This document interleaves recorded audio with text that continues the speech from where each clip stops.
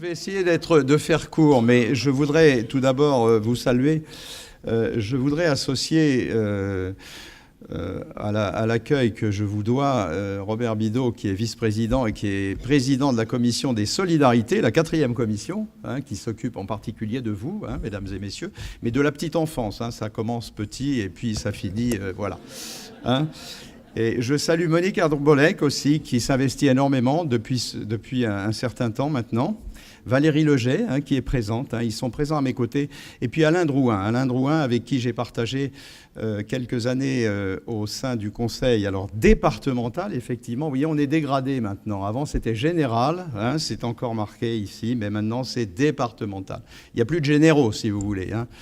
Voilà, chez les pompiers, on augmente les gradés, et puis chez nous, eh bien, on les dégrade. Mais c'est comme ça. Non, je plaisante. Je dois dire que voilà, c'est un plaisir pour moi d'être à tes côtés, mon cher Jean-Louis, parce que je sais tout le mal que tu t'es donné, toute la conscience que tu y as mis depuis des semaines, voire des mois. Eh bien, Jean-Louis souhaite que je sois ici à ses côtés pour cette fameuse journée.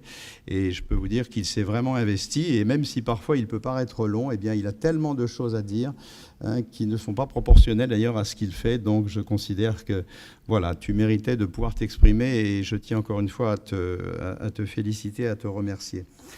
Alors, le mouvement auquel vous appartenez, vous êtes en mouvement. Alors, est-ce que c'est plus rapide qu'en marche? Ça, j'en sais rien. Ça, je vous laisse le soin. Je voudrais saluer également la conseillère régionale, Dominique Verrien, maire de Saint-Sauveur, qui est ici, et puis tous les maires qui sont là dans cette salle, et puis les présidents d'associations également. J'y rencontre des gens qui sont presque de ma famille, de mon village, et j'y suis sensible. Et franchement, vous avez bien du mérite, et ça, je tenais à vous le dire également. Ce n'est pas de la flagornerie de ma part, je tenais à vous féliciter et vous remercier pour ce que vous faites. Puis une dernière chose, on est senior à 55 ans, donc je suis un senior, donc je considère que j'ai ma place ici avec vous. Alors ce mouvement est en effet celui de générations qui n'en ont pas terminé avec leur participation citoyenne, avec leur participation active dans l'organisation de notre société moderne. Une société dite vieillissante et à laquelle il est demandé de s'adapter au vieillissement de sa population. Et quels meilleurs acteurs que vous toutes et tous, ici présents, pour, à nos côtés, initier cette adaptation. De quoi parlons-nous exactement?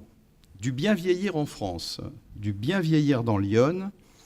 Et j'ajouterai, comme j'ai pu le faire lors de la journée des seniors, journée insufflée par la conférence des financeurs, du bien vivre dans l'Yonne tout simplement.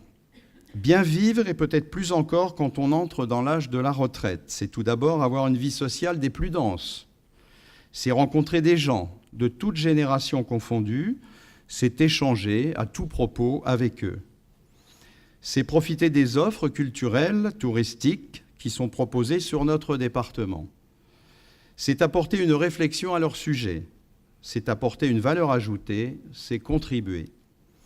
C'est encore transmettre un savoir-faire, un savoir-vivre aux plus jeunes, notamment dans des moments que je qualifierais d'intergénérationnels. Intergénérationnel, oui, avec un véritable échange des savoirs. Prenons l'exemple de l'outil numérique. Qui mieux que nos jeunes pour nous familiariser avec cet outil incontournable de notre temps? Ils sont nés avec, ils le maîtrisent sur le bout des doigts. Ils sont 100% connectés, Monsieur le Président, mon cher Jean-Louis. 100% connectés. Quel projet, quel beau projet. C'est son projet, il l'a dit tout à l'heure. Oui, vous l'avez perçu, et combien même notre collectivité y est engagée, c'est aussi là son métier. Il ne suffit pas d'une connexion pour profiter pleinement des bienfaits de l'outil numérique, encore faut-il qu'elle soit adaptée à tous. A contrario, ce serait prendre le risque d'aggraver une réelle fracture numérique. On ne peut pas d'un côté développer le numérique sur le territoire iconé et de l'autre promouvoir sa fracture. Ce serait une absurdité tant le numérique est partout, de notre déclaration d'impôt à nos relevés de comptes bancaires. Que faut-il finalement? Des équipements, oui. À la maison, dans les associations, c'est notre rôle au département et nous l'assumons pleinement. Et alors, mon collègue Robert Bidault me disait tout à l'heure, vous voyez, on approche de Noël, là, c'est le moment des cadeaux.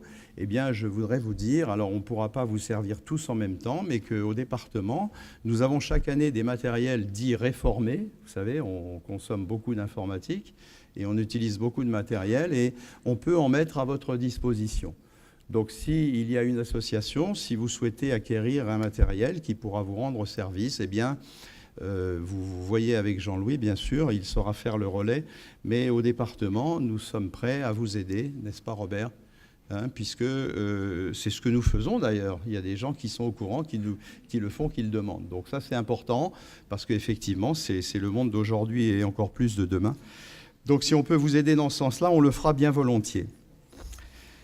Alors, au département, donc, nous assumons pleinement notre rôle et on y associe également la pédagogie. Et je ne suis pas surpris que l'Agence du numérique ait été sensible à votre projet.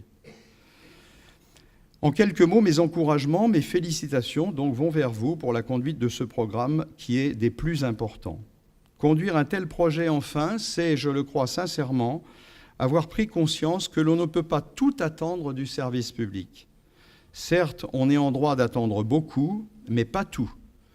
Il y a les droits, mais il y a également les devoirs, et je sais que vous faites partie de cette génération qui se l'applique. Une logique qui doit se nourrir du secteur associatif, des associations que vous représentez, et qui, je pèse mes mots, peuvent et doivent incarner tant l'innovation que cette capacité de réactivité dont la société a besoin. Génération Mouvement est un bel exemple de réactivité, d'innovation. Et nous, collectivités, nous avons besoin de vous. Soyez donc assurés de notre soutien selon nos compétences, cependant, hélas, selon nos moyens. J'abordais précédemment cette notion du bien vivre en France comme sur nos territoires à dominante rurale. Je disais profiter des offres culturelles, des offres touristiques, mais j'ajouterais accéder. Accéder à l'offre de santé, aux médecins, accéder aux services publics. Un mot à ce propos. Nous, politiques, et particulièrement au Conseil départemental de l'Yonne, nous ne voulons qu'une chose, l'accès à tout et pour tous. C'est pourquoi nous sommes engagés aux côtés de l'État dans l'élaboration du schéma départemental d'amélioration de l'accessibilité des services au public, de tous les publics. Tu l'as relaté tout à l'heure dans ton propos. Et je peux vous assurer que nous avançons. Alors nous n'avançons peut-être pas assez vite. J'ai entendu la rumeur tout à l'heure quand j'ai parlé des médecins. Je peux vous assurer que nous déplorons comme vous le manque de médecins. Et ce n'est pas spécial au département de l'Yonne, malheureusement. C'est dans toutes les zones dites rurales. Mais je peux vous dire que le département de l'Yonne est un département précurseur. Nous avons mis en place tout un service d'aide, un service de bourse, des bourses à l'installation, mais des bourses aux études également. Ça, je veux que vous l'entendiez, mesdames et messieurs, parce que c'est vrai que nous sommes la génération qui nous préoccupons de la santé, pour nous et puis pour nos pères. Et donc, nous faisons tout ce que nous pouvons, malgré la contrainte budgétaire qui nous tient, malheureusement. Nous accordons des bourses aux médecins, aux jeunes médecins, aux externes, aux internes, avec les collectivités, les communautés de communes. Les communes également. Nous faisons des efforts pour loger gratuitement les étudiants. Donc ça, il faut aussi que vous le sachiez. Les élus de votre territoire font ce qu'ils peuvent pour attirer les médecins dans notre département. Il faut le savoir. Mais on ne peut pas aller au-delà, si vous voulez. On fait ce qu'on peut. Après, il faut qu'il y ait cette volonté. Et on leur demande même, quand on leur accorde une bourse, on leur demande un retour, c'est-à-dire qu'on leur demande de rester pendant 5 ans sur le territoire. Vous voyez ? Donc ça, ce sont ce que vos élus font. Les élus départementaux, les maires, les présidents de communautés de communes, on est tous ensemble, si vous voulez, pour essayer de trouver la meilleure solution pour qu'il y ait des médecins et pérenniser les systèmes de santé sur le territoire. Mais que peut-on faire d'autre ? Que peut-on faire d'autre ? Voilà, mais ça, je voulais absolument le dire. Tout à l'heure aussi, Jean-Louis, puisque tu m'as interpellé, alors je déborde un peu, vous voyez, de mon papier, mais il y a aussi une chose que m'ont soufflé, que Monique Arbolec, ma collègue, et Robert Bidault m'ont dit tout à l'heure, par rapport à l'ancien CODERPA. Il faut savoir qu'il y avait des personnes qui étaient missionnées pour aller dans les EHPAD, dans tous les EHPAD du département, et chaque année, ils faisaient un rapport sur ce qu'ils avaient constaté. Donc ça, c'est une mission qui avait été mise en place, c'est une mission qui continue d'exister. Donc ça aussi, je voulais vous informer. Voilà donc le conseil départemental, et je viens d'en dire quelques mots, est le chef de file des politiques médico-sociales, et il est attentif à ce que les normes d'accessibilité ne soient pas uniquement vécues comme des contraintes ou des règles coercitives, mais puissent servir de levier à la création d'espaces ouverts à toute une population. Nous avançons dans l'étude de nos bâtiments, de nos routes et de nos transports. Nous avançons dans nos entreprises, au sein de nos administrations, pour un accès pour tous à la culture et à la pratique du sport. J'ai eu l'occasion de le voir récemment encore à Chablis, voilà, mais ça s'est fait dans tout le département. C'est la manifestation Sporion Senior, je crois, c'est ça, hein ? Alain, tu en as bénéficié de Sporion Senior, n'est-ce pas, hein ? Voilà, donc ça aussi, c'était une politique qui est mise en place par le département, hein, pour bien montrer qu'on peut faire du sport à tout âge déjà, hein, et pour montrer l'intérêt que nous avons justement pour nous, les seniors. Nous avançons ensemble, tous ensemble, parce que nous avons compris que cette adaptation de notre société au vieillissement de sa population renferme en fait un enjeu majeur, un enjeu qui place sur le devant de la scène l'avenir de notre propre culture. Ne sommes-nous pas finalement déjà en train d'écrire nos futures traditions sociétales, les futures coutumes de notre société ? Une société qui aura su prendre en considération l'ensemble des populations qui la composent, du plus jeune âge à celui des plus avancés, au-delà des appartenances, et dans un seul objectif, que nul ne soit oublié, nul ne soit seul, isolé, abandonné ou laissé pour compte.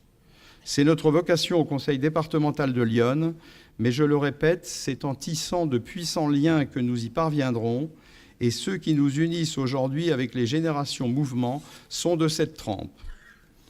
Tout comme notre collectivité a su le faire tout au long de son existence, et comme elle le fera encore dans le futur, vous avez su fédérer, vous avez su vous remettre en question, et vous avez su agir. Associations, professionnels de santé, collectivités au pluriel, État, notre objectif est commun, tout mettre en œuvre en faveur du bien vieillir. Je crois que nous sommes sur la bonne voie. La démonstration en est faite aujourd'hui. Merci à toutes et à tous pour votre participation. Merci également pour votre patience. Et merci pour votre attention.